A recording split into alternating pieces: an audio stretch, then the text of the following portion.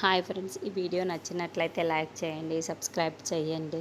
పద్మావతి అయితే మెలకులోకి వచ్చి sir sir అని చెప్పేసి కలవరిస్తూ ఉంటుంది. ఇంతలో అక్కడున్న డాక్టర్ బయటికి వచ్చి ఇక్కడ సారు అంటే ఎవరు, ఆవిడ మెలకులోకి వచ్చి కలవరిస్తూ ఉంటుంది. సారు సారు అని, ఇక్కడ ఎవరు సారు అని చెప్పేసి అడుగుతూ ఉంటుంది. ఆ మాటలు వినగానే అక్కడున్న విక్కీ మాత్రం నేనే మేడం అని చెప్పేసి అంటాడు. ఆ మాటలు వినగానే అక్కడున్న డాక్టర్ మాత్రం మరి ఎందుకు లేటు, ఆవిడ దగ్గరికి వెళ్ళి మాట్లాడండి అని చెప్పేసి అంటాడు. ఆ మాటలు వినగానే ఇంట్లో ఉన్న వాళ్ళందరూ కూడా చాలా సంతోషిస్తూ ఉంటారు. ఇంతలో అక్కడున్న విక్కీ పద్మావతి దగ్గరికి వెళ్తూ ఉంటాడు.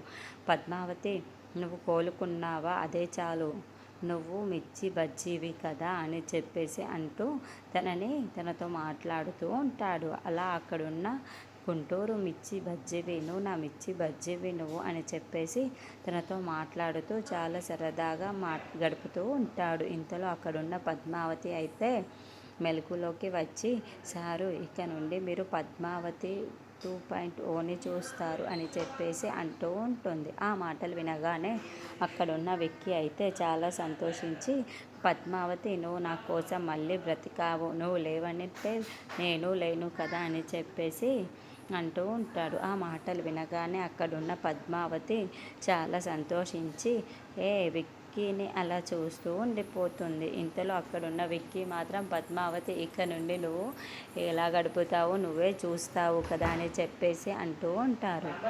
ఇంతలో యశోధర్ పద్మావతికి అలా అవ్వడం వల్ల యశోధర్ కూడా అక్కడికి వస్తూ ఉంటాడు. అక్కడున్న ఫ్యామిలీ మెంబర్స్ అందరినీ కూడా పద్మావతి ఇప్పుడు ఎలా ఉంది, ఎక్కడుంది అని చెప్పేసి అడుగుతూ ఉంటాడు. ఆ మాటలు వినగానే అక్కడున్న విక్కీ వాళ్ళ ఫ్యామిలీ వాళ్ళు అదిగోండి ఆ రూమ్లోనే అంటూ ఉంటాడు. ఇంతలో అక్కడ ఉన్న యశోధర్ అయితే విక్కీని పద్మావతి ఉన్న రూమ్లోకి వెళ్తూ ఉంటాడు. అలా వాళ్ళిద్దరూ ఒక్కసారిగా దగ్గర ఉండడం చూసి యశోధర్ ఒక్కసారిగా షాక్ అయిపోతూ ఉంటాడు.